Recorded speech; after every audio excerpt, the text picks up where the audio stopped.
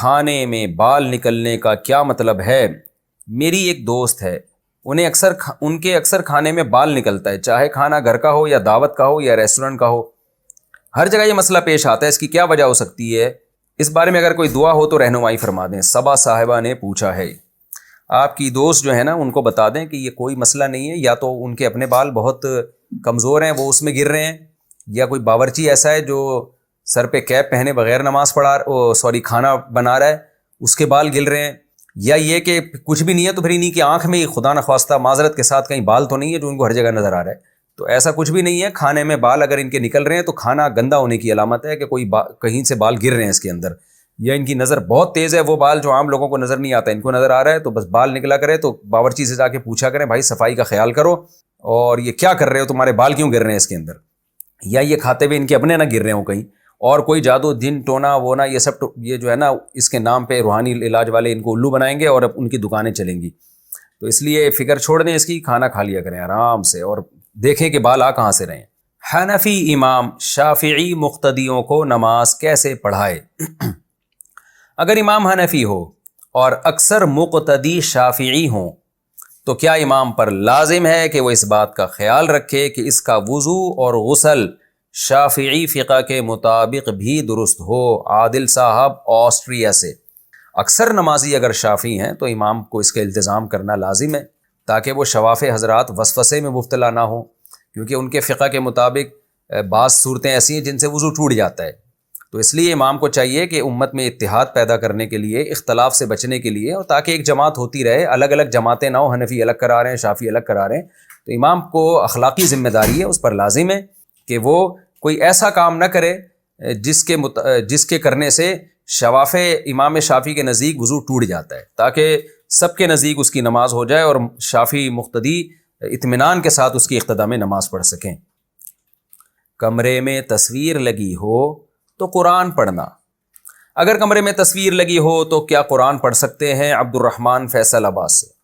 دیکھیں، اگر جاندار کی تصویر کمرے میں لٹکی ہوئی ہے تو وہاں نماز پڑھنا مکروہ ہے، جائز نہیں ہے، مکروہ تحریمی ہے، الا یہ کہ کوئی مجبوری ہو، لیکن قرآن کی تلاوت کرنا جائز ہے، مگر بہتر یہی ہے کہ تصویر کو الٹا کر دیا جائے، چھپا دیا جائے، پھر کریں تلاوت، لیکن اگر نہیں بھی کیا تو بھی جائز ہے۔ چور بازار سے خریدے ہوئے سامان کا کیا حکم ہے؟ سامان ابھی خریدا ہے، استعمال نہیں کیا ہے، کیا کریں؟ الحمدللہ کراچی میں، پنجاب میں بہت سے بازار چور بازار کے نام سے مشہور ہیں، وہاں چوری کی چیزیں آتی ہیں، جب گاڑیاں چوری ہوتی ہیں، بائکیں چوری ہوتی ہیں تو وہاں کھل کے مال بکتا ہے، اس لیے ان کو کہتے ہی چور بازار ہے، ان کا نام ہی، ان کا لقب ہی یہی ہے۔ لیکن جہاں تک ہماری تحقیق ہے، چور بازار میں ساری چیزیں چوری کی نہیں ہوتی، چیزیں لوگوں کے حلال آمدن کی بھی ہوتی ہیں۔ تو آپ کو اگر غالب گمان قریب با یقین ہے کہ یہ چوری کا سامان ہے، پھر تو آپ کے لیے خریدنا جائز نہیں ہے۔ اگر آپ نے خرید لیا تو اس کی قیمت آپ کو صدقہ کرنی پڑے گی، پھر آپ کے لیے اس کا استعمال جائز ہوگا، ادروائز اس کا استعمال جائز نہیں ہے۔ لیکن اگر آپ کو نہیں غالب گمان یا یقین کے درجے میں نہیں ہے کہ یہ چوری کا مال ہے، تو پھر آپ کے لیے اس کا استعمال جائز ہے، کیونکہ چور بازار میں نے بتایا کہ ساری چیزیں چوری کی نہیں ہوتی، زیادہ تر مال بغیر چوری کا ہی ہوتا ہے۔ 9 سال کے بچے کو رضاعی بیٹا یا رضاعی بھانجا بنانا ممکن ہے یا نہیں؟ 2 سال سے پہلے چھوٹے بچے کو دودھ پلا کے رضاعی بیٹا بنایا جا سکتا ہے، 2 سال کے بعد یہ آپشن ختم ہو جائے۔ وسیم سید بمبئی سے، حرام کمانے والے سے قرضہ لینا کیسا ہے؟ اگر لے لیا تو استعمال کر سکتے ہیں؟ نہیں لے سکتے۔ اگر کسی کی ٹوٹلی آمدن حرام ہی ہے تو اس سے قرضہ نہیں لیا جا سکتا، وہ قرضہ بھی آپ کے لیے حرام ہی ہوگا، اس کو واپس کریں اور کوئی آپشن نہیں ہے۔ میں اپنے شوہر سے طلاق لینا چاہتی ہوں تو کیا میرے لیے مہر لینا جائز ہے یا نہیں؟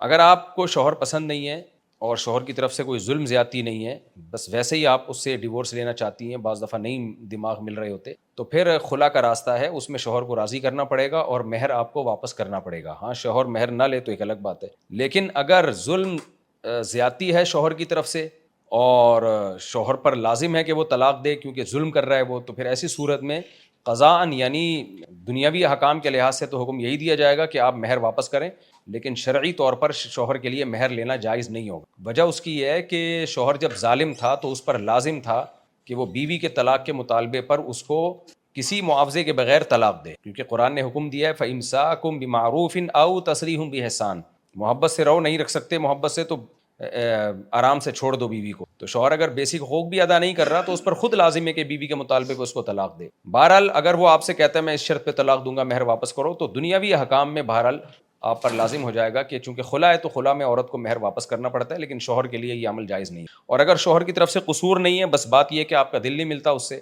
آپ کو اس سے علیحدگی چاہیے اور شوہر ایگری ہو جاتا ہے خلا دینے پر، تو پھر شرعاً آپ کو مہر دینا آپ پر واپس کرنا لازم ہوگا۔ اگر عمر سے پہلے بال سفید ہو جائیں تو کالے کر سکتے ہیں؟ جی کر سکتے ہیں۔ اگر 40 سال سے پہلے بال سفید ہو جائیں تو کالے کر سکتے ہیں، کیونکہ شریعت نے جو سفید بالوں کو کالا کرنے سے منع کیا ہے، تو حضرات فقہا نے اس کی جو علت بیان کی ہے وہ بالکل واضح علت ہے، وہ یہ کہ بڑھاپا چھپانا، تغیر خلق اللہ میں آتی ہے یہ چیز۔ تو 40 سال سے پہلے تو بال کا سفید ہونا بڑھاپے کی وجہ سے نہیں، بیماری کی وجہ سے اس کو کالے کیا جا سکتا ہے، لیکن اگر 40 سال کے بعد بال سفید ہو گئے تو اس کو بلیک کرنا جائز نہیں ہے، یعنی کلر لگا کے، خوراکیں کھا کے کوئی بلیک کر لے تو سبحان اللہ۔ لڑکی کی زبردستی قرآن کی قسم دے کر شادی کروانے کا کیا حکم ہے؟ یہ عمل حرام ناجائز ہے، جن علاقوں میں بھی ہوتا ہے ان لوگوں کو اللہ سے ڈرنا چاہیے، اللہ کے غضب سے۔ ترکہ کی زمین میں اگر ایک وارث نے ذاتی ملکیت کا دعویٰ کیا تو کیا حکم ہے؟ جب بھی کوئی دعویٰ کرتا ہے تو ثبوت اس کے ذمے ہوتے ہیں، اگر کسی وارث نے دعویٰ کیا اور دعوے پر دلیل پیش کر دی ہے تو اس کے دعوے کو مانا جائے گا۔ صرف دعویٰ کرنے سے کچھ نہیں ہوتا، تو وہ دعوے پر دلیل پیش کرے گا تو مانا جائے گا، دلیل پیش نہیں کرتا وہ تو پھر جو باقی وارث ہیں ان سے قسم اٹھائی جائے گی، وہ قسم اٹھا کے کہیں کہ بھئی ہمارے علم میں یہ بات نہیں ہے کہ یہ زمین اس کی ہے، ہمارے علم میں ایسی کوئی بات نہیں ہے، یہ قسم اٹھا لیں گے تو وہ دعویٰ خارج کر دیا جائے گا اور اس پلاٹ کو پھر وراثت میں شامل کیا۔ اجتماعی قربانی کے اخراجات سے بچ جانے والی رقم کا کیا حکم ہے؟ آج کل اس میں بڑا مسئلہ ہوتا ہے، اجتماعی قربانی کی جو رقم بچ جائے گی اس رقم کو مالکوں تک واپس لوٹانا لازم ہے، وہ آپ ان کی پرمیشن کے بغیر نہ صدقہ کر سکتے ہیں نہ کسی اور خیر کے کام میں لگا سکتے ہیں۔ ہاں یہ ضرور ہے کہ جب آپ اجتماعی قربانی کر رہے تھے تو آپ ان سے پہلے سے یہ بتا دیں کہ بھئی جو رقم بچے گی وہ ہم آپ کی پرمیشن سے، ہم پہلے سے آپ سے پرمیشن لے رہے ہیں، وہ ہم صدقہ کر دیں گے، خیر کے کام میں لگا دیں گے۔ تو اگر وہ اجازت دے دیتے ہیں تو ٹھیک ہے، لیکن یہ بھی ایک اہم بات ہے، اگر وہ اجازت دے بھی دیتے ہیں نا اور بعد میں کسی کو خیال آتا ہے کہ نہیں یار میری رقم مجھے واپس کرو، تو جب تک آپ نے صدقہ نہ کی ہو آخری وقت تک ان کو یہ اختیار ہے کہ وہ آپ کو کہیں بھائی ہم نے آپ کو پرمیشن دی تھی لیکن میرے حصے کی جو رقم بچ گئی ہے مجھے لوٹا، تو آپ کو لوٹانی پڑے گی۔ ہاں اگر ان کی پرمیشن سے آپ نے صدقہ کر دی، صدقہ کرنے کے بعد وہ کہتے ہیں کہ میری رقم مجھے چاہیے، آپ بولو بھائی ہم نے آپ کی پرمیشن سے صدقہ کر دی، اب نہیں ملے گی، تو اس سے پہلے ہر شخص کو یہ اختیار ہے وہ اپنی رقم واپس لے۔ جا بھائی، اجتماعی قربانی کے لیے بقیہ رقم مدرسے میں ادا کرنا کیسا ہے؟ اس کا حکم میں نے بیان کر دیا کہ پہلے سے آپ قربانی میں حصہ لینے والوں کو بتا دیں کہ جو رقم بچے گی ہم مدرسے میں استعمال کر لیں گے، اور وہ اگر اجازت دے دیں تو ان کی اجازت سے، لیکن ان کو یہ حق ہے کہ وہ اجازت کینسل بھی کرا سکتے ہیں، وہ کہہ دیں ہم نے کہا تھا لیکن اب ہمیں واپس دو۔ تو اگر آپ نے مدرسے میں خرچ نہیں کی ہے تو اس سے پہلے ان کو یہ رائٹ ہے کہ وہ رقم واپس لینے کا حق رکھتے ہیں۔ بیوی کے چچا کا بلا وجہ شوہر سے طلاق کا مطالبہ شرعی طور پر کیسا ہے؟ چچا کا بلا شوہر سے طلاق کا مطالبہ، بھائی یہ کیا بات ہوئی؟ بیوی خود طلاق کا مطالبہ کر رہی ہے کہ نہیں کر رہی ہے؟ اگر وہ نہیں کر رہی ہے تو چچا کون ہوتا ہے بھائی؟ اس معاملے میں میاں بیوی کا پرسنل معاملہ ہے، چچا کیا باپ کو بھی اجازت نہیں ہے کہ وہ اپنی بیٹی کی طلاق کا مطالبہ کرے اپنے داماد سے؟ اگر بیوی راضی ہے تو بیوی کو رہنے دیں، میاں بیوی میں تفریق ڈالنا، جدائی ڈالنا کبیرہ گناہوں میں سے گناہ ہے۔ نبی صلی اللہ علیہ وسلم نے فرمایا شیطان اپنا عرش پانی پہ بچھاتا ہے اور رپورٹ طلب کرتا ہے، پوچھتا ہے تم نے کیا کیا، تم نے کیا کیا، ایک کہتا ہے میں نے یہ گناہ کروایا، ایک کہتا ہے میں نے یہ گناہ کروایا، صحیح حدیث ہے، شیطان کہتا ہے کچھ بھی نہیں کروایا تو نے، ایک آ کے کہتا ہے میں نے میاں بیوی میں جدائی ڈال دی ہے، شیطان اسے گلے لگاتا ہے، بولتا تو کام کر کے آیا اصل میں، تو اتنا بڑا جرم ہے۔ اس لیے ہاں اگر عورت شوہر سے طلاق کا مطالبہ کر رہی ہے تو پھر اس میں دیکھا جائے گا کہ معقول ریزن ہے یا نہیں ہے، اگر معقول ریزن نہیں ہے تو اس پہ بھی نبی صلی اللہ علیہ وسلم نے وعید سنائی ہے کہ بلا وجہ عورت کا طلاق کا مطالبہ کرنا، یہ ایسی عورتوں کو منافقات میں شامل کیا گیا ہے، لیکن اگر کوئی معقول ریزن ہے تو پھر طلاق کا مطالبہ جائز ہے، باقی وہ پھر شوہر کو اختیار ہے کہ وہ طلاق دیتا ہے کہ نہیں دیتا۔ وقف شدہ زمین کو بیچ کر دوسری جگہ مسجد خریدنا جائز ہے؟ وقف شدہ زمین اگر کسی نے وقف کی تھی، جس کام کے لیے وقف کی تھی اب وہ وہیں یوز ہوگی، وہیں پر گھر بنے گا یا مسجد بنے گی یا جو بھی ہوگا اسی خیر کے کاموں میں، تو اس کا بیچنا ٹھیک نہیں ہے، وہ زندگی قیامت تک کے لیے وقف ہو گئی جس کام کے لیے وقف کی تھی۔ ایک ہوتا ہے وقف کے لیے وقف کرنا، جیسے ایک زمین ہے یا مدرسہ ہے، اس کے لیے کسی نے زمین وقف کی کہ اس زمین کو اس مدرسے کے فائدے میں استعمال کیا جائے گا، اور یعنی اس کے کاموں میں، تو پھر ان کاموں میں سے ایک کام یہ بھی ہے کہ زمین بیچی بھی جا سکتی ہے اور زمین کو مدرسے کے لیے استعمال بھی کیا جا سکتا ہے۔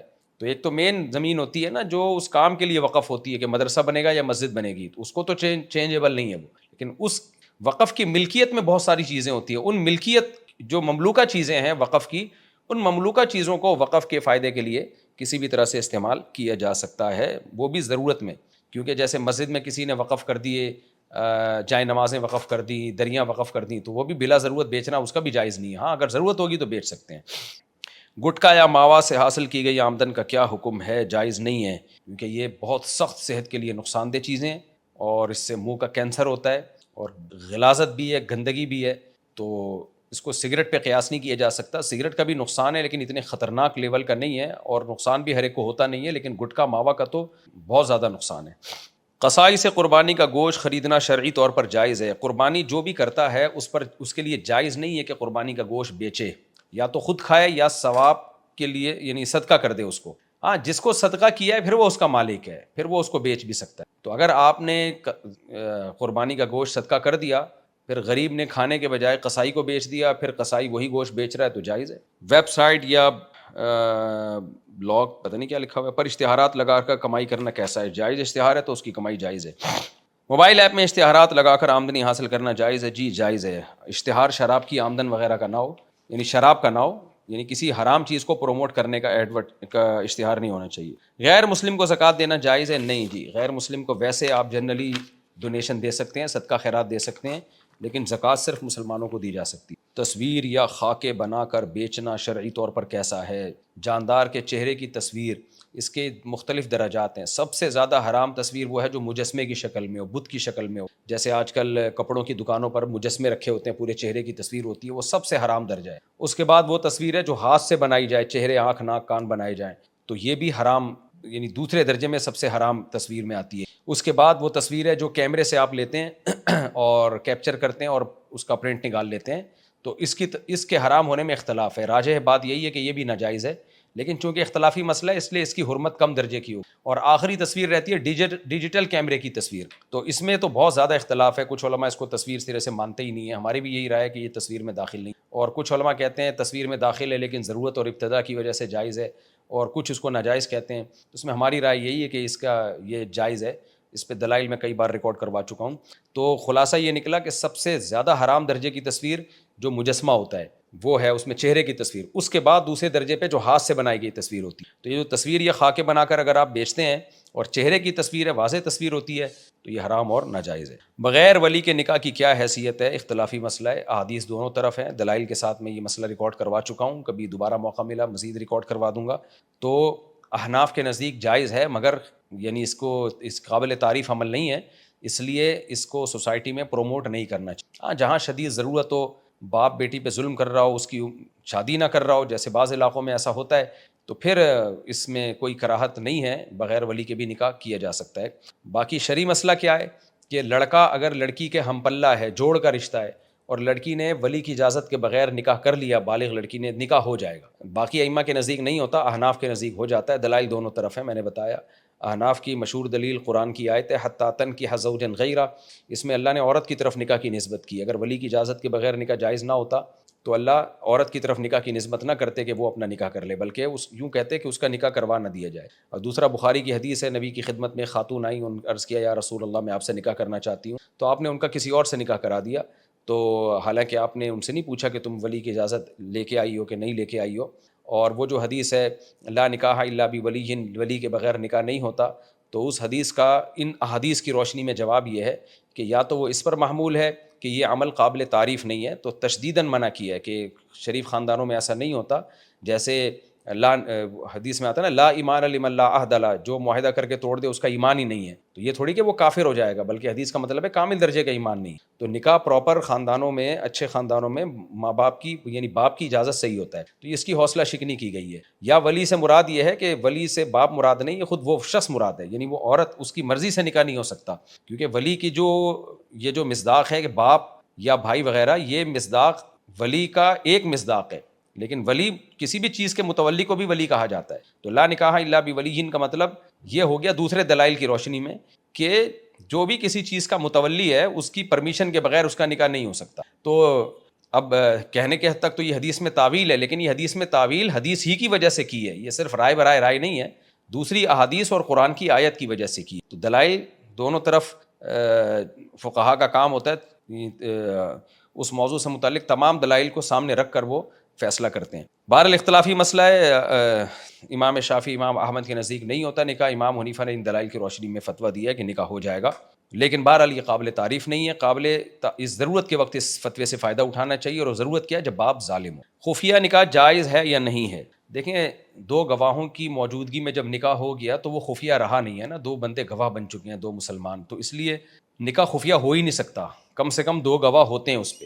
ہاں یہ الگ بات ہے کہ اس کو اعلان کر کے دنیا کو بتایا نہیں, دو گواہوں کو پتہ ہے باقی دنیا میں کسی کو نہیں پتا, تو اس عمل کو قابل تعریف بہرحال نہیں کہا جائے گا, کیونکہ یہ بدگمانی کا اس سے موقع ملتا ہے. بدگمانی کا موقع یہ کہ اللہ آپ پکڑے گئے تو آپ کہہ رہے ہیں کہ میری بیوی ہے, اب لوگ کہیں گے ہو سکتا ہے تم نے گرل فرینڈ رکھی ہوئی ہو اور جب پکڑے گئے تو بیوی بول دیا اس کو. تو اس لیے حدیث میں حکم یہ ہے کہ اعلنوا النکاح, نکاح علی الاعلان کیا کرو, ساری دنیا کو بتاؤ یہ میری بیوی ہے. تو یہ قابل ترغیب عمل ہے, یہ یعنی اعلان کر کے نکاح کرنا. تو اس لیے چھپن چھپائی کھیلنا, اس کے سائیڈ افیکٹ بہت زیادہ ہیں. دوسرا نقصان اس میں یہ ہوتا ہے کہ آپ نے چپکے سے بس دو گواہوں کو بتایا, کسی کو پتہ نہیں ہے.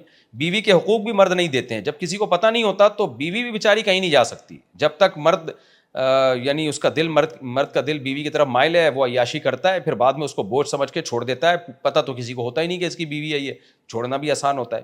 تو یہ سائیڈ افیکٹ ہیں جس کی وجہ سے خفیہ نکاح کی حوصلہ شکنی کی جائے گی, اور شریعت میں ترغیب یہی ہے کہ کھلی اعلان نکاح کیا کرو.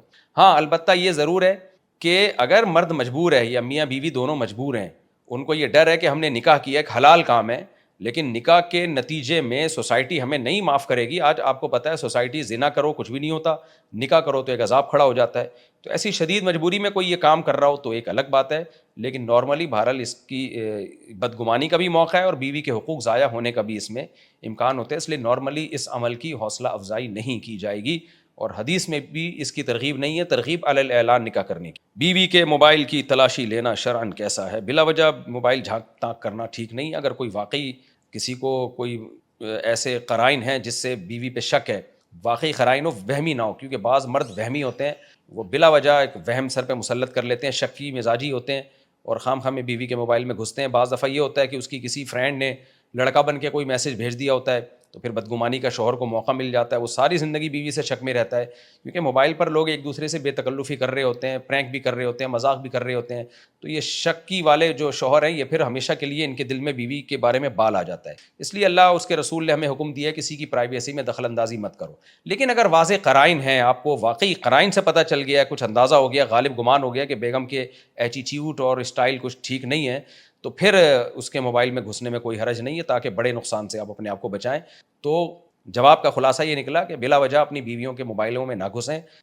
شریعت نے ہمیں بدگمانیوں سے منع کیا ہے, لیکن اگر واقعی کوئی ویلڈ ریزن ہے اور قرائن سے اندازہ ہو رہا ہے کہ آپ کی بیوی کا کیریکٹر ٹھیک نہیں ہے, قرائن سے اندازہ, اور یعنی غالب گمان ہے, آپ شکی مزاج نہیں ہو, تو پھر گھسنے میں کوئی حرج نہیں ہے, نگرانی کر سکتے ہیں. باقی گھسو گے کیسے؟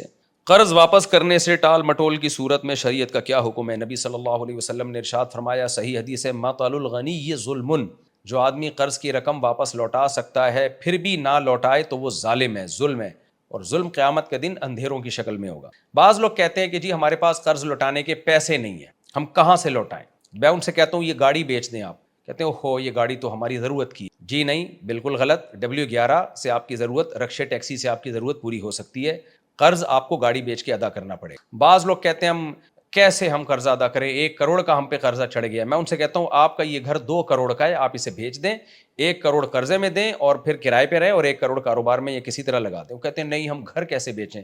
تو یہ آپ کے مسائل ہیں. الحمدللہ میں ایک اپنے جاننے والے کو جانتا ہوں, ان کا کاروبار میں نقصان ہوا 1.5-2 کروڑ کا, ان پہ قرضہ چڑھ گیا. مجھے انہوں نے آ کے بتایا کہ مفتی صاحب میں نے آپ کا بیان سنا تھا کہ قرضہ اتارنے کے لیے ذاتی گھر بیچنا پڑے تو بیچ دو ورنہ قیامت کے دن الٹے لٹکے ہوئے ہوگے. تو کہتے ہیں الحمدللہ میں نے وہ گھر بیچ کے لوگوں کا قرضہ ادا کیا. تو اللہ کا بڑا فضل ہو گیا کہ کوئی ایک مثال تو میرے سامنے آ گئی اور وہ کرائے پہ آ گئے, لیکن اللہ نے دوبارہ کاروبار میں اتنی برکت دی, دوبارہ گھر خرید لیا انہوں نے. تو یہ جو کہتے ہیں نا میرے پاس دینے کے لیے پیسے نہیں ہیں, تو ان لوگوں کا مطلب ہوتا ہے میں نے اپنی پینٹ کی جیب میں نے ہاتھ ڈالا ہے تو پیسے نہیں نکلے. او بھائی اپنی پراپرٹی بیچو, اپنا گولڈ بیچو, اپنا زیور بیچو, اپنا پلاٹ بیچو, اپنا مکان بیچو, اپنی گاڑی بیچو, پھر لوگوں کا قرضہ ادا کرو. یہ بھی نہیں ہے تو پھر آپ کہہ سکتے ہو میں معسر ہوں, تنگ دست ہوں, اور تنگ دست کو مہلت دینے کا اللہ رسول نے حکم دیا ہے. وَإِنْ كَانَ ذُو عُسْرَةٍ فَنَظِرَةٌ إِلَىٰ مَيْسَرَةٍ, اللہ کہتے ہیں اگر کوئی تنگ دست بیچارہ قرضہ واپس نہیں کر سکتا تو اس کو مہلت دو. تو اس تنگ دست کے بارے میں آج کل جو مسٹنڈے ہو گئے ہیں نا اور پراپرٹیاں اور بزنس چل رہے ہیں ان کے، اور وہ کہتے ہیں میں قرضہ کہاں سے دوں. تو یہ تنگ دست نہیں ہوتے. نبی صلی اللہ علیہ وسلم جنازہ نہیں پڑھاتے تھے اس شخص کا جس پہ قرضہ ہوتا تھا. عورت کے چہرے پر کتنا میک اپ کرنا جائز ہے؟ جتنا چاہیں کر لیں بھائی. باقی یہ کہ تغییر خلق اللہ، یعنی ایسا فیشن جو اللہ کی تخلیق کو تبدیل کرتا ہو، وہ حرام ہے، ناجائز ہے. جیسے آئی بروز بنانا، یا دونوں دانتوں کے درمیان گیپ پیدا کرنے کے لیے دانت گھسوا دینا، یا ایسے بال بنانا جو آگے کوہان کی طرح بال نکلے ہوئے ہوں، یہ سب چیزیں ناجائز ہیں. لیکن جو میک اپ ہوتا ہے وہ تو میک اپ ہے، وہ جائز ہے.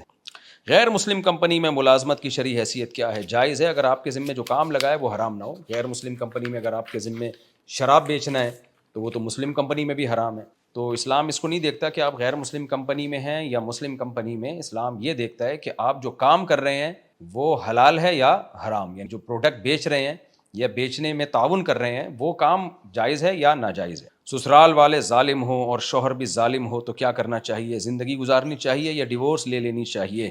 دیکھیں، ہمیشہ زندگی اس اصول پہ گزاری جاتی ہے کہ بڑی مصیبت سے بچنے کے لیے چھوٹی مصیبت کو برداشت کیا جاتا ہے. یہ دنیا جنت کسی کے لیے بھی نہیں ہے. ایسا کوئی بھی نہیں ہو سکتا کہ ہر آدمی، ہر عورت بالکل ہنسی خوشی زندگی گزار رہی ہو، کوئی زندگی میں کوئی ٹینشن ہی نہ ہو. ایسا نہیں ہو سکتا. ہمیشہ اس اصول پہ زندگی گزاری جاتی ہے کہ دو غم میں سے بڑا غم کون سا ہے. تو سسرال یا شوہر ظالم ہے تو آپ اگر ڈیورس لیں گی تو کوئی ٹھکانہ ملے گا آپ کو؟ لڑکیاں فوراً کہتی ہیں ہم جاب کریں گے. آپ کا کیا خیال ہے؟ جاب کرنے کے بعد آپ کی عزت محفوظ رہے گی؟ جب ملازمت میں لوگوں کو پتہ چلتا ہے نا یہ لڑکی ڈیورس طلاق یافتہ ہے تو شادی وادی کوئی نہیں کرتا، اس کی عزت سے کھیلتے ہیں لوگ. اب لبرل انٹیاں تو کہیں گی کیا ہو گیا عزت سے کھیل لیا. تو بھائی اسلام کی نظر میں یہ بہت بڑا جرم ہے، عورت کی بہت بڑی توہین ہے یہ کہ کوئی نکاح کے بغیر اس کے قریب آئے. تو اس لیے آپ خود یہ فیصلہ کریں کہ رہنے میں زیادہ نقصان ہے یا علیحدگی میں زیادہ نقصان ہے. اگر رہنے میں کم نقصان ہے، علیحدگی میں زیادہ نقصان ہے تو پھر رہ لیں، آپ گزارا چلائیں، دنیا مسافر خانہ ہے. اور اگر علیحدگی میں آپ کو زیادہ یعنی کم نقصان ہوگا، رہنے میں زیادہ نقصان ہے، تو پھر علیحدگی کی طرف جائیں آپ. یہ جب ہے جب مان لیا جائے کہ شوہر اور سسرال واقعی ظالم ہیں بھی، تو بہتر یہی ہے کہ آپ اپنے خاندان کے بڑوں کو بیچ میں ڈالیں، وہ دونوں طرف کی بات سن کے فیصلہ کریں کہ واقعی وہ ظالم ہیں بھی یا نہیں ہے. بعض دفعہ ہم ناسمجھی میں کسی کے عمل کو ظلم سمجھ رہے ہوتے ہیں، حالانکہ وہ ہوتا نہیں ہے. بعض مرد یہ سمجھتے ہیں کہ بیوی ظالم ہے، لیکن سمجھدار آدمی ان کو سمجھائے تو پھر پتہ چلتا ہے کہ بھائی بیوی ظالم نہیں ہے، یہ تو عین عادل ہے یہ. تو اس لیے خود یہ فیصلہ نہ کریں، سمجھدار لوگوں کو بیچ میں ڈالیں، وہ دونوں کی بات سنیں، پھر وہ فیصلہ کریں واقعی ظالم ہے تو پھر اس کے بعد وہ اصول ہے جو میں نے آپ کو بتایا ہے. بعض لوگ کہتے ہیں کہ جمعرات کو یا عید کے موقع پر مردوں کی روحیں آتی ہیں، کیا یہ ممکن ہے؟ مردوں کی روحیں آتی ہیں، کیا یہ ممکن ہے انسان مر جائے اس کی روح دنیا میں آئے گی؟ نہیں جی، روحیں جب چلی جاتی ہیں تو پھر وہ دنیا میں نہیں آتی، وہ وہیں رہتی ہیں، ان کو وہیں رہنے دیں، دنیا میں نہیں آئیں گی. وہ آپ جمعرات یا عید کو نہیں آتی، وہ اپنا قبر میں ہی رہتی ہیں. میرے شوہر کا انتقال ہو گیا، میں جو بھی عبادت کرتی ہوں اس میں اپنے شوہر کی نیت بھی کر لیتی ہوں، تو کیا ان کو ثواب پہنچے گا؟ اللہ سے اچھی امید ہے کہ انشاءاللہ ثواب پہنچ جائے گا. باقی بہتر یہی ہے کہ آپ شوہر کے لیے دعا مانگا کریں مغفرت کی، اور صدقات و خیرات کیا کریں، یہ زیادہ افضل ہے. اچھا، روزے میں ہینڈ پریکٹس کرنے سے کفارہ لازم ہوتا ہے؟ روزہ ٹوٹ جاتا ہے اور رمضان کا روزہ ہے تو گناہ کبیرہ ہی ہے، کیونکہ روزہ توڑ دیا آپ نے، لیکن اس سے کفارہ لازم نہیں ہوتا اور قضا بھی واجب ہوتی ہے. اگر والد صاحب کا انتقال ہو جائے اور والد صاحب پر کافی سارا قرضہ ہو تو کیا وہ قرض اولاد کے ذمے ہے؟ اگر والد صاحب نے وراثت چھوڑی ہے اتنی کہ جس سے وہ قرض ادا ہو سکتا ہے تو آپ کے ذمے ہے کہ وراثت میں سے قرض ادا کریں. لیکن اگر والد صاحب نے کچھ چھوڑا ہی نہیں ہے تو پھر آپ کے ذمے نہیں ہے. دے دیں تو اچھی بات ہے، نہیں دیں تو کوئی گناہ نہیں ہوگا.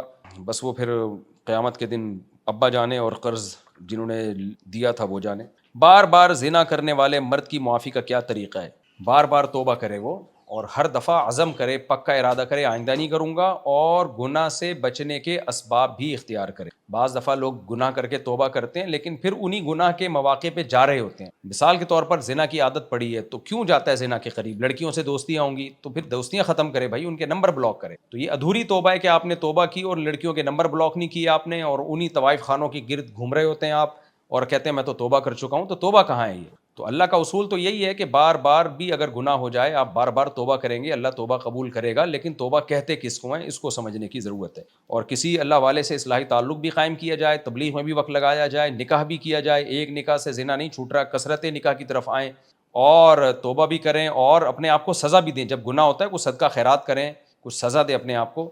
تو اسباب اختیار کریں توبہ پہ قائم رہنے کے. تو یہ اسباب آپ اختیار کریں گے یا جو بھی ہے جس کے بارے میں بھی آپ نے پوچھا ہے، تو انشاءاللہ یہ زنا کا جو گناہ ہے یہ چھوٹ جائے گا. باقی یہ زنا کرنے والے کو دنیا میں بھی پھٹکار ہوتی ہے اور آخرت میں تو ہے ہی. دنیا میں بھی اس کی زندگی تباہ و برباد ہوتی ہے, اس کا گھریلو زندگی بالکل خراب ہو جاتی ہے, اور پھر بڑھاپا بہت خطرناک گزرتا ہے ایسے لوگوں کا. میں جس لڑکی سے شادی کر رہا ہوں اس کی دادی شیعہ اور دادا سنی تھے, اور والدہ شیعہ اور والدہ سنی, اور وہ لڑکی سنی ہے, تو کیا میں اس سے شادی کر سکتا ہوں؟ آپ سنی ہے, لڑکی بھی سنی ہے, تو شادی کر لیں بھائی, کوئی حرج نہیں ہے. اگر کوئی لڑکا کسی لڑکی کے ساتھ زبردستی زنا کرے تو کیا اس لڑکی پر بھی حد لگے گی, اور اس لڑکے کی شرعی سزا کیا ہے؟ کوئی زبردستی کرے تو حد نہیں ہوتی لڑکی, پھر حد صرف لڑکے پہ جاری ہوتی ہے. اگر کما رہا ہے تو 100 کوڑے مارے جائیں گے, شادی شدہ ہے تو اس کو رجم کیا جائے گا.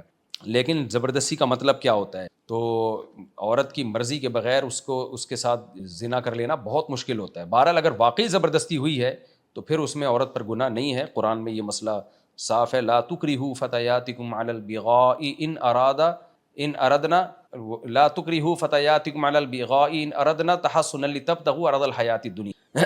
اگر انسان مر جائے اور اسے فوراً دفنایا نہ جائے تو کیا اس کا حساب و کتاب وہیں شروع ہو جاتا ہے؟ جی ہاں.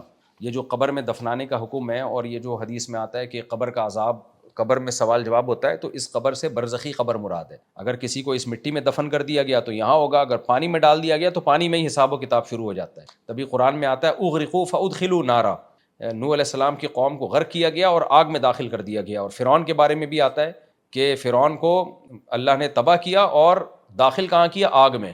تو اس کے لیے قبر کا عذاب پانی میں ہی شروع ہو گیا تھا. تو اگر کسی کو دفنایا جائے تو دفنانے کے بعد قبر میں نہیں دفنایا جائے تو جہاں ہو وہیں پر ثواب اور عذاب اور حساب و کتاب شروع ہو جاتا ہے. اللہ تعالی ہمیں برزخ کے عذاب سے محفوظ فرمائے. ہم نے اپنی شادی پر اپنے دوست سے 20,000 روپے ہدیہ لیے, اب جب اس کی شادی ہوگی تو ہم 1500 دیں گے. کیا یہ بھی سود میں آتا ہے؟ جی بالکل سود میں آتا ہے. وجہ اس کی یہ کہ جو شادی بیاہ کے موقع پہ لین دین ہوتا ہے, اس میں اکثر 100% نہیں, اکثر یہی ہوتا ہے کہ ہم اتنا دے رہے ہیں, تو کہنے کو تو وہ ہدیہ ہوتا ہے لیکن اصل میں ہوتا ہے ہماری جب شادی ہوگی تم نے لوٹانے ہیں. تو حضرات فقہاء نے مسئلہ بیان کیا, العبرۃ للمعانی لا للالفاظ. شریعت مقصد کو دیکھتی ہے, آپ کے الفاظ کو نہیں دیکھتی. مثال کے طور پر آپ کہتے ہیں موبائل میں نے آپ کو 1,00,000 روپے میں ہدیہ دیا, تو ہے تو ہدیہ, لیکن 1,00,000 روپے میں دے رہے ہو تو یہ خرید و فروخت ہے, یہ بیع و شراء ہے, تو ہدیہ نہیں ہے. یہ آپ کے ہدیہ کہنے سے ہدیہ نہیں بن جائے گا وہ. تو اسی طرح جب یہ نیوتا کی رسم ہے, یہ دیا جاتا ہے شادی میں, فلانے کی شادی پہ اتنا باقاعدہ لکھا جاتا ہے, ایک ایک کا نام ہوتا ہے, فلانے اتنے دیے تھے, جب اس کی شادی ہوگی تو ہمیں بھی دینے پڑیں گے. تو یہ ایک طرح کا قرضہ ہی ہے, اس لیے یہ جائز نہیں ہے. تو اس لیے اس رسم کو ختم کرنے کی کوشش کریں.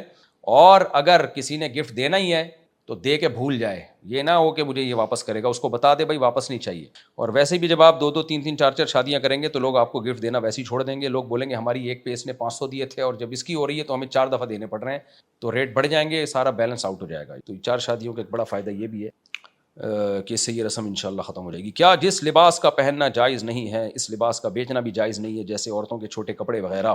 دیکھیں, خواتین کے چھوٹے کپڑے بیچنا جائز ہے, ہاں عورت کے لیے چھوٹے کپڑے پہننا جائز نہیں ہے. اب سوال پیدا ہوتا ہے جب اس کے لیے یہ لباس پہننا جائز نہیں ہے تو پھر بیچنے والے کے لیے بیچنا کیسے جائز ہو گیا؟ دیکھیں, بیچنے والے کی طرف جو نسبت ہوگی نا وہ یہ ہوگی کہ اس نے اتنا حصہ کور کرنے کا انتظام کیا ہے. باقی عورت باقی جسم اگر نہیں چھپا رہی ہے تو اس عورت کا اپنا قصور ہے. یہ یعنی دکاندار نے تو انتظام کر دیا, بھائی اتنا حصہ کور کرنے کا تو میں نے انتظام کیا, باقی بھی تم کر لو. تو وہ اگر عورت نہیں کر رہی ہے تو اس میں عورت کا قصور ہے. تو اس لیے کپڑے چاہے چھوٹے ہوں بڑے ہوں وہ بہرحال بیچنا جائز ہے, اور ان کی آمدن بھی جائز ہے. مفتی صاحب, مرد اپنی اصلاح کسی بھی اللہ والے کی صحبت میں رہ کے کروا سکتے ہیں, خواتین اس معاملے میں کیا کریں, اپنی اصلاح کیسے کروائیں؟ خواتین بھی کسی بزرگ اللہ والے سے اصلاحی تعلق قائم رکھیں. باقی خواتین کا کسی بزرگ کی خانقاہ میں فزیکلی رہنا ضروری نہیں ہے, بلکہ اس کی اجازت بھی نہیں ہے. وہ صرف اصلاحی تعلق قائم کریں, فون پہ ان سے بات چیت کر لیا کریں, ان کے بیانات میں آیا کریں, جو بات چیت کا مطلب ضروری بات چیت, کہ کوئی اصلاح سے متعلق کوئی بات پوچھنی ہو تو ان سے پوچھ لیا کریں. اور یہ صدیوں سے سلسلہ چلا آ رہا ہے. صحابیات نے نبی صلی اللہ علیہ وسلم سے کتنا فائدہ اٹھایا, تو کیا باقاعدہ نبی صلی اللہ علیہ وسلم کے گھر میں آ کے وہ رہا کرتی تھیں؟ تو ایسا نہیں ہے, وہ نبی صلی اللہ علیہ وسلم کی مجالس میں آتی تھیں, کوئی بات پوچھنی ہوتی پوچھ لیتی, تو اسی سے وہ صحابیہ کے مقام تک پہنچ گئیں. تو اہل اللہ کی صحبت مردوں کے لیے اس کا طریقہ الگ ہے, خواتین کے لیے الگ ہے. خواتین کے لیے اصلاح تعلق اور اپنے حوال پر مطلع کرنا اور ان سے اصلاح لینا یہ کافی ہے, اور یہی ان کا طریقہ ہمیشہ سے چلا آ رہا ہے. میری ساس کے ساتھ میری بالکل نہیں بنتی. کوئی آپ الگ کوئی مارکیٹ میں بہو تھوڑی ہیں, جو نارمل جیسی بہو ہیں ویسی ہی ہوتی ہیں. ساس کے ساتھ کسی کی نہیں بنتی. میں الگ رہنا چاہتی ہوں پر شوہر نہیں مانتے, اور وہ اپنی ماں سے الگ نہیں ہونا چاہتے. اس بات پر میں کے آ گئی ہوں ناراض ہو کر, کیا یہ صحیح ہے, مجھے کیا کرنا چاہیے؟ دیکھیں, ویلڈ ریزن ہونی چاہیے. بعض دفعہ مرد مجبور ہوتا ہے, اکلوتا بیٹا ہے, وہ کہاں لے کے جائے گا اپنی ماں کو, کہاں رکھے گا, اور بعض دفعہ مرد کے پاس آمدنی اتنی نہیں ہوتی، ارننگ نہیں ہوتی، وہ الگ افورڈ ہی نہیں کر سکتا. تو اب مجھے آپ کے پورے احوال معلوم نہیں ہیں. پھر ساس کا ظلم کر رہی ہیں کہ نہیں کر رہی، کس نوعیت کا ظلم کر رہی ہیں، یہ ساری باتیں جانے بغیر میں کوئی مشورہ نہیں دے سکتا. مفتی صاحب غصہ کیسے کم کریں؟ میں 35 سال کی ہوں، مجھے بہت غصہ آتا ہے، میرے 3 بچے ہیں اور وہ غصہ سارا بچوں پر اترتا ہے، کیا کروں؟ دیکھیں، غصے کے 2 اسباب ہوتے ہیں. بعض دفعہ اس کا روحانی سبب ہوتا ہے، بعض دفعہ کوئی فزیکلی کوئی میڈیکلی سبب ہوتا ہے. روحانی سبب تو یہ ہوتا ہے تکبر بہت ہے، خوش رہنے کا شوق ہی نہیں ہے، ہر وقت چڑچڑاپن دماغ میں، خود بھی ٹینشن، دوسروں کو بھی ٹینشن. تو ایسی صورت میں جب آپ کو غصہ آیا کرے، اپنے آپ کو سزا دیں. آپ جب بھی غصہ آئے کوئی صدقہ کریں. آپ بولیں جب بھی مجھے غصہ آئے گا میں غصہ جاری کروں گی، میں 6 رکعت نفل نماز پڑھوں گی یا 4 رکعت نفل یا 10 رکعت نفل. تو آہستہ آہستہ جب اپنے آپ کو سزا ملے گی نا، تو آہستہ آہستہ غصہ کم ہونا شروع ہو جائے گا. تو یہ تو جب ہے کہ جب دماغ ہی خراب ہے نا کسی کا، یعنی خوش رہنے کا شوق ہی نہیں ہے کسی کو، ہر وقت بلا وجہ کی ٹینشن. اور بعض دفعہ اس کے جسمانی اسباب بھی ہوتے ہیں، نیند پوری نہیں ہو رہی یا باڈی کمزور ہے، تو ڈاکٹر کو بتائیں، کوئی وہ بتائے گا بھائی آپ کے باڈی میں کسی چیز کی کمی ہے. بعض دفعہ خون کی کمی سے، یا ہارٹ بیٹ صحیح نہیں ہوتی، یا بلڈ پریشر ہوتا ہے. تو خام خواہ میں بلا وجہ آدمی بیٹھے بیٹھے ہی پکتا رہتا ہے. نیند پوری نہ ہونے سے تو بہت زیادہ ہوتا ہے. کوئی ٹینشن ہوتی ہے بعض دفعہ، تو اس کو دور کرنے کی کوشش کریں. تو فزیکلی کوئی پرابلم ہے وہ تو ڈاکٹر ہی بتا سکتا ہے آپ کو، کوئی لیڈی ڈاکٹر کو دکھا دیں یا کوئی بھی ماہر ڈاکٹر کو دکھا دیں آپ. اور کوئی باڈی میں کوئی مسئلہ چل رہا ہے تو اس کا علاج ہو جائے گا. ورنہ غصہ کم ایسے ہی ہو سکتا ہے کہ سوچا کریں کہ کیوں غصہ آ رہا ہے اور اس سے اپنی صحت ہی کو نقصان ہو رہا ہے. اور جب غصہ آئے اپنے آپ کو سزا دیں، سزا دیں، یعنی غصہ اترنے کے بعد سزا دیں. کیا میں اپنے ماموں کو زکوٰۃ دے سکتا ہوں اگر آپ کے ماموں واقعی غریب ہیں؟ آپ کو ماموں نہیں بنا رہے، وہ بعض دفعہ ماموں بنا رہے ہوتے ہیں، غریب ہوتے نہیں ہیں.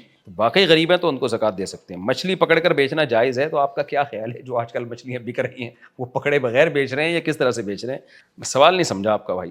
میری گرل فرینڈ کا بچہ ہو گیا، حرام بچہ ہے، وہ حرامی ہے. گرل فرینڈ سے جو بچہ پیدا ہوتا ہے وہ ثابت النسب نہیں ہوتا. پھر ہم نے شادی کر لی، تو کیا بچے کے باپ کے نام میں میرا نام ہوگا؟ نہیں ہوگا آپ کا نام. گرل فرینڈ سے جب بچہ پیدا ہو جائے، پھر آپ بے شک اس گرل فرینڈ سے شادی بھی کر لیں، تو وہ بچہ حلالی نہیں کہلائے گا، اس میں آپ کی وراثت نہیں ہوگی، وہ آپ کی کسٹڈی میں بھی نہیں ہوگا. اس کا نسب سارا ماں سے چلے گا، ماں سے اس کو وراثت ملے گی، اور رشتے بھی اس کے ماں سے ہوں گے. باپ سے اس کا کوئی رشتہ نہیں ہے، اور باپ کے رشتوں سے اس کا کوئی رشتہ نہیں ہے. تو اسی وجہ سے اللہ نے زنا کو حرام قرار دیا. بہت ساری وجوہات میں سے ایک وجہ یہ بھی ہے کہ اس سے بچے کا نسب خراب ہو جاتا ہے. اسلام زانی کو باپ نہیں مانتا، خوب سمجھ لیں. یورپ کا کلچر ہے کہ گرل فرینڈ سے ہو یا بیوی سے ہو کوئی فرق نہیں ہے. اسلام میں بچہ بیوی سے ہوگا تو حلال ہوگا، آپ اس کے باپ ہوں گے. گرل فرینڈ سے ہو گیا تو آپ اس کے باپ نہیں ہیں، نہ اس کی وراثت آپ کو ملے گی، نہ آپ کی وراثت اس کو ملے گی، نہ آپ اس کو اپنا نام دے سکتے ہیں، اس کو ماں کا نام دیا جائے گا. عرفان صاحب دبئی سے، مفتی صاحب آپ نے ایک جگہ کہا کہ شیطان دیندار شخص کو دعا سے ہٹا کر وظائف پر لگا دیتا ہے، تو ہمارے بہت سے اولیاء کرام وظائف پر پڑھا کرتے تھے، کیا وظائف دعا نہیں ہوتے؟ اور آپ یہ بھی کہتے ہیں کہ میں وظائف کا منکر نہیں ہوں، دوسری طرف یہ بھی کہتے ہیں کہ وظائف نہ پڑھا کرو. میں یہ بتا رہا ہوں کہ آج کل وظائف کو لوگوں نے زیادہ مسلط کر لیا، دعاؤں کو بھول گئے ہیں. باقی وظیفہ پڑھنا بذات خود جائز ہے، لیکن شیطان نے آپ کو ایک افضل کام سے ہٹا کے ایک کم افضل پہ لگا دیا. اگر آپ ہٹے نہیں ہیں، دعاؤں کا معمول ہے تو بہت اچھی بات ہے، لیکن لوگوں نے دعائیں چھوڑ دی ہیں. یہ ان لوگوں کے لیے میں نے کہا ہے. مفتی صاحب اللہ تعالیٰ کیسا دکھتا ہے؟ کیا قرآن میں کوئی ایسی بات ملتی ہے جس سے ہمیں پتہ چلے؟ قرآن میں یہ پتہ چلتا ہے کہ اللہ کو اس دنیا کی آنکھوں سے دیکھنا ممکن نہیں ہے، اور اس کا ادراک کرنا ممکن نہیں ہے. لا تدرکہ الابصار وہو یدرک الابصار، آنکھیں اس کا ادراک کر نہیں سکتی، اس کی حقیقت تک پہنچ ہی نہیں سکتی ہیں. تو اس لیے یہ سوال بنتا ہی نہیں ہے کہ اللہ کیسا دکھتا ہے، بھائی وہ ہماری عقل سے بالاتر ہے. کیا فرض نماز کے بعد سنتیں اور نوافل پڑھنے کی جگہ تبدیل کرنا ضروری ہے؟ اگر جگہ تبدیل نہ کریں تو کیا ہوگا؟ کچھ نہیں ہوگا، وہیں بھی پڑھ سکتے ہیں. محمد سلمان منصوری صاحب امروہہ سے، اگر کوئی مرد کان میں سونے کی بالی پہنے اور اس کا یہ عقیدہ ہو کہ اس سے فلاں بیماری نہیں ہوتی، تو یہ عقیدہ رکھنا کیسا ہے؟ یہ شرک تو نہیں ہے؟ شرکی عقیدہ ہے یہ، شرک تو نہیں ہے لیکن عقیدہ بہرحال شرکی ہے یہ. اور اگر یہ سمجھتا ہے کہ یہ مجھے نفع نقصان پہنچا سکتا ہے، اس کو اللہ نے اختیارات دیے ہیں، تو پھر یہ شرک بھی ہے. تو مشرکوں والا عقیدہ ہے یہ، اس لیے یہ حرام ہے، ناجائز ہے. اور مرد کے لیے سونا پہننا تو ویسے بھی حرام اور ناجائز ہے. ڈبل گناہ ہوگا، ایک غلط عقیدے کا اور دوسرا سونا پہننے کا. اور ایسے لوگوں کو نقصانات بھی بہت زیادہ ہوتے ہیں. خواتین حمل روکنے کے لیے جو دوا لیتی ہیں، اس سے کیا گناہ ہوتا ہے؟ حمل روک کیوں رہی ہیں؟ اصل سوال یہ پوچھنے کا ہے کہ حمل روکنا جائز ہے یا نہیں ہے. تو پھر وہ اس کے لیے تو مختلف طریقے ہیں، دوا بھی استعمال ہوتی ہے اور بھی بہت سارے طریقے جو ڈاکٹر بتاتے ہیں. تو اصل سوال یہ ہے کہ دوا استعمال کر کیوں رہی ہے؟ حمل روکنے سے مقصد کیا ہے؟ تو حمل روکنے کا مقصد اگر یہ ہے کہ بچے زیادہ ہوں گے تو لوگ کیا کہیں گے، لوگ کہیں گے اور کوئی کام نہیں ہے، جس طرح کے لوگ طنز کر رہے ہوتے ہیں نا، خود بھی حالانکہ پیدا ہوئے ہوتے ہیں، ان کی ماؤں نے بھی ان کو پیدا کیا ہوتا ہے. تو تو یہ پھر حرام ناجائز ہے، کیونکہ شریعت میں اولاد کی کثرت کی ترغیب ہے، اور جس چیز کو شریعت نے ترغیب دی ہو، اس کو باعث فخر بتایا ہو، اس پہ شرمندگی محسوس کرنا یا اس نیت سے روکنا کہ لوگ کیا کہیں گے، تو یہ حرام ہے۔ اس کا مطلب آپ کو اللہ پر اعتراض ہے اور نبی پر اعتراض ہے، آپ کو اسلام پہ اعتراض ہے۔ اسلام کہتا ہے کہ یہ اولاد کی کثرت یہ قابل فخر ہے، اور آپ یہ سمجھ رہی ہو کہ یہ شرمندگی کا باعث ہے، سوسائٹی میں شرمندگی ہوگی۔ تو جس چیز پہ اللہ رسول نے فخر کا کہا ہو، آپ اس پہ شرمندہ ہو، تو اس پہ تو اسلام پہ ہی اعتراض ہے۔ اس نیت سے نسل روکنا حرام ہے۔ اسی طرح اس نیت سے بھی نسل روکنا حرام ہے کہ خرچے پورے نہیں ہوتے، کیونکہ اللہ تعالیٰ کہ آپ کی جو اولاد ہے، اللہ کی مخلوق پہلے ہے، آپ کی اولاد بعد میں ہے، وہ تو اس نیت سے بھی نسل روکنا حرام ہے۔ باقی اگر کوئی اس لیے نسل روک رہا ہے کہ 2-3 بچے ہو گئے ہیں، اب تھوڑا وقفہ ہو جائے تاکہ ان بچوں کو سنبھالنا آسان ہو جائے، یا یہ کہ کسی کو اولاد کا ویسے ہی شوق نہیں ہے، بدذوق آدمی ہے، یا عورت کی صحت کا مسئلہ ہے، تو پھر حمل روکنے کی اجازت ہے، اس میں گناہ نہیں ہے۔ لیکن ان دو نظریوں کے ساتھ اگر کوئی نسل روکے گا تو وہ گناہ گار ہوگا۔ باقی شریعت میں ترغیب بہرحال نسل بڑھانے ہی کی ہے۔ قرآن میں 7 منزلوں کا کیا مطلب ہے؟ دیکھیں، یہ 7 منزلیں بعض قاریوں نے عوام کی سہولت کے لیے 7 حصوں میں قرآن کو ڈیوائڈ کر دیا، تاکہ ایک ہفتے میں قرآن اگر کوئی پڑھنا چاہے تو پڑھ سکے۔ باقی کوئی قرآن و سنت سے ثابت نہیں ہے یہ 7 منزلیں۔